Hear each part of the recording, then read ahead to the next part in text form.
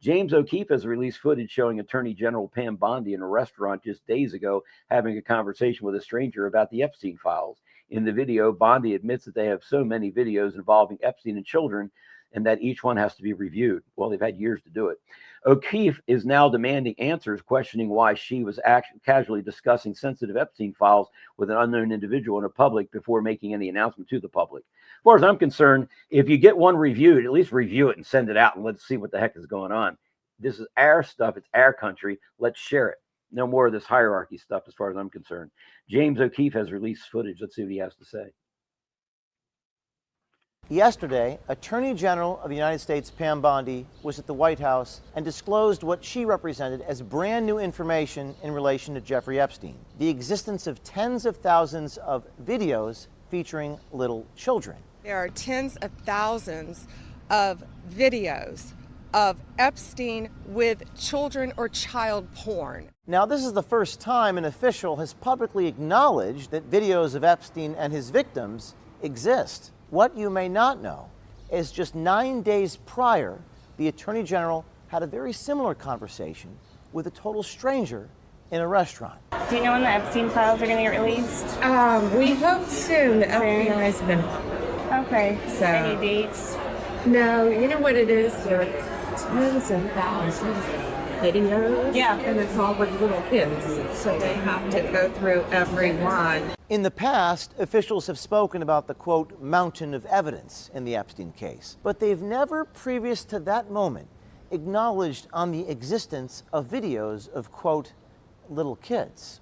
Just a few days later, at 2 p.m. on May 1st, our reporter sent the AG's office the text of the recording. We asked why this detail had not been disclosed to the public, but was instead being told to a random stranger at a restaurant. The Attorney General used almost the exact same language as she did with the stranger in the restaurant, language that we shared with her press office. There are tens and thousands of videos. Yeah. And it's all with little kids. There are tens of thousands of videos of Epstein with children or child porn. Now, we hesitated to publish this story, but believe, like we did yesterday, that the public has a right to know. And this one raises serious questions. On one hand, why did our country's highest law enforcement official share this information first not with the American people, but with a self-described nanny at brunch? But more importantly, why was this information held back in the first place? Does this show that a government apparatus is still working behind the scenes to protect powerful people involved in the scandal? Based upon the response to our Epstein story yesterday, it's clear that the American people want answers, and they want accountability. Breaking news here, a third batch of documents pertaining to the late sex offender Jeffrey Epstein has just been released. We've been combing through this. Nate Foy has been helping us do so. He's live from our New York City newsroom. What are we learning here, Nate? Hey, Sandra. So 29 documents were just released in the past hour, over 400 pages. We're going through it as quickly as we can. And once again, names in the Clinton family have come up. So, of course, these names coming out as part of a 2015 defamation lawsuit between Virginia Giuffre, one of the accusers who claims that she was sex trafficked by Jeffrey Epstein, and Ghislaine Maxwell, Epstein's confidant.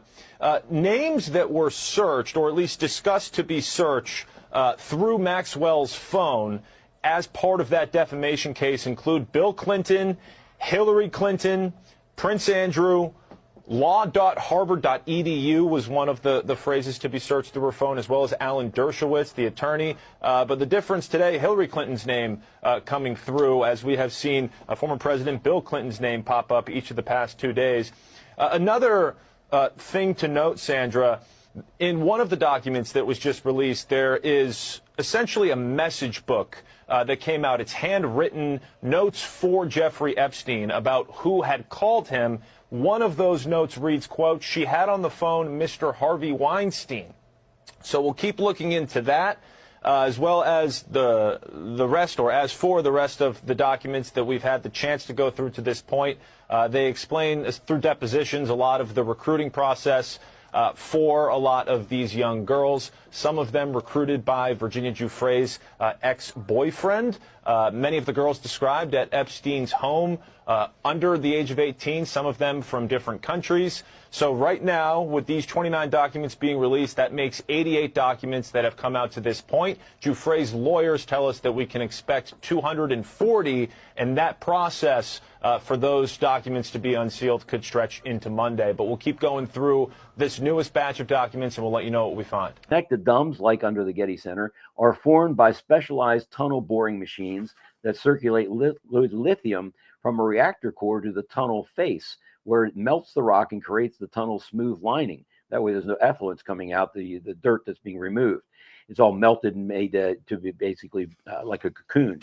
The nuclear subterrane was designed at the Los Alamos National Laboratory in New Mexico. Nuclear subterranes work by melting their way through the rock and soil, actually vitrifying it as it goes and leaving a solidly glass-lined tunnel behind them. So I kind of want to expose some chemtrail truth here. As most of you know, we're selling the plane, so we're not getting paid out anymore. This plane has been certified to use the chemtrail fluid DK5812. And so it holds 50 gallons in each tank here, and then the fuel goes in this one.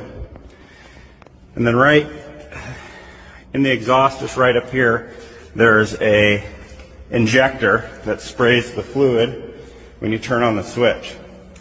And the switch, it won't spray fluid unless the engine's running, because it's like real toxic chemicals. So it needs to make sure like you're in the air.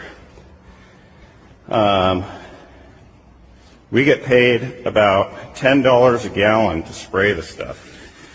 And this has a government issued retrofit kit. And you can see down here, they installed this switch. As you can see, it says chemtrails. You just turn it on, and then you just collect money. That's how it works. Carolyn Levitt announced today that the Trump administration would not recognize June as Pride Month, nor would they approve any federal funds for the occasion. President Trump doesn't feel as though spending $200 million on festivals and parades at what amounts to less than 7% of the population makes any sense, said Levitt. We'd much rather put that money towards solving the homeless veteran issue. Good decision by the president and his staff. America is tired of bowing down and paying for wokeness. Pete Hegseth said troops with gender dysphoria have 30 days to leave service voluntarily. Trans is out at the DOD. Defense Secretary Peter Hegseth announced Thursday that active duty transgender troops will have 30 days to voluntarily separate from the military before being forced out. Hegseth's announcement comes 2 days after the Supreme Court ruled in favor of the Trump administration and restored President Trump's January 27th executive order directing the Pentagon to discharge service members who identify as transgender. Kash Patel has released over 700 pages of redacted files on Russiagate and Crossfire Hurricane, paid for by Hillary Clinton, and the DNC was used to spy on Trump. Big win. Representative Ilhan Omar has been officially removed from the Foreign Affairs Committee. That took a long time. We are reviewing the visa status of the trespassers and vandals who took over Columbia University's library. Pro-Hamas thugs are no longer welcome in our great nation. You think you just can't get any better, and then this happens. I love winning. I have spoken with my wonderful Secretary of Commerce, Howard Lutnick, and we agree that the Biden-Harris so-called Digital Equity Act is totally unconstitutional. No more woke handouts based on race. The Digital Equity Program is a racist and illegal $2.5 billion giveaway. I am ending this immediately and saving taxpayers billions of dollars. Where would we be if it hadn't been for Donald Trump coming in and cleaning all this nonsense up? China had 40 banks go under in 1 week. Watch.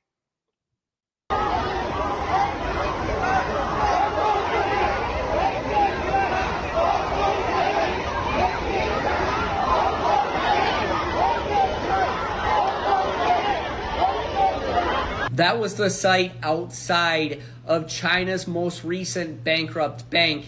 the Yiangshi Bank of China. And I wish I could say that this was the first bank that we've seen in China go completely insolvent, but it's not. Because as you can see right now, the banking sector for China is facing an all-out massive crisis where in just 1 week, 40 of their banks have completely disappeared. I have to repeat that. 40 banks have collapsed in 1 week in China. I mean, that is just total catastrophe for that entire economy. And this is one of my favorite people, and I'd like you to get to know her as well. Her name is Dr. Judy Shelton. Dr. Judy Shelton is former American economic advisor to President Donald Trump in his first term. She is known for advocacy of return to the gold standard and for her criticisms of the Federal Reserve. Folks, she's one of us. She gets in there high up, folks. It's the way it's going to be. This is what we've been waiting for. She's the real deal. Not Jerome Powell. Happy to tell folks about my proposal for a gold-backed treasury bond as America enters its new golden age. This is Judy Shelton speaking or writing. Let's restore monetary integrity to our currency as we increase productive output. Trump's economy is ready, willing, and able, says Judy Shelton. And we're going to start putting real value in our money from here on out, because we're not going to be bouncing around on keyboards making $100,000 and $200,000 a year like a lot of the government people are making now, plus benefits and everything, and retirement. Goodness gracious, that isn't going to happen anymore. You're going to have to make. You want to be paid in something real, you have to do something real. Keep that in mind. Trump's economy is ready, willing, and able. It's been quite a day here, folks. Been up again since 10 o'clock last night. I'm going to take a nap when all this is over. Promise.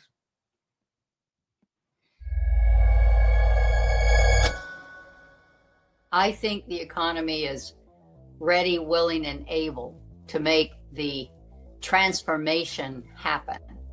And the transformation is the vision of President Trump to go from being an economy that I think was increasingly shifting toward being government managed and government fed to one that will be driven by private sector initiative, which would be so much healthier, so much more productive, which could deliver genuine prosperity. My name is Judy Shelton.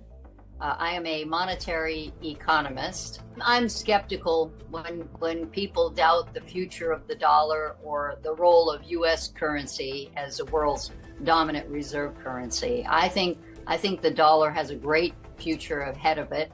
I think that we need to be true to our principles, founding principles, and redouble our efforts to restore sound finances and sound money. And I think that the problem with the dollar has been that people realize that the Federal Reserve is not omniscient. And maybe that explains some of the movement into gold and even other currencies. There was a little bit of a tantrum when the U.S. said that we were going to get tougher on trade negotiations. And that shows up in foreign exchange markets. But one thing I always remember, Paul Volcker, former Federal Reserve chairman, wrote in a book called Changing Fortunes. He said that all of the trade negotiations that might take place even over years can be overwhelmed in 10 minutes by foreign exchange movements. So I think it's very important to look at the need for not a strong or a weak dollar, but a dependable dollar. There really is no substitute for the US dollar as the world's reserve currency. So I expect to see the dollar strengthen in the future, not weaken. For me, there's not a clear-cut relationship between gold and the dollar right now. That is, it's not an either or. I think that it's very much to the benefit of the US to have the gold price go up. In this sense, we are the world's largest holder of official gold reserves. The U.S. Treasury owns 261 million ounces of gold, and we carry them at a book value of $42. So as gold gets to 3,500 or more, we're talking about a potential windfall gain there that's getting close to $1 trillion. I think a very smart thing for the U.S. to do, and I'm hoping this could happen next year, specifically on July 4th, 2026, the 250th anniversary of the signing of the Declaration of Independence, I would like the U.S. Treasury to issue a 50-year gold convertible Treasury security, which at maturity could be exchanged for a fixed amount of gold. And I say that because I think it would be a good way to ensure that nobody in the following administrations between now and then gets the bright idea to sell off those gold reserves. Let's use them to warehouse, to serve as collateral for this long-term gold bond.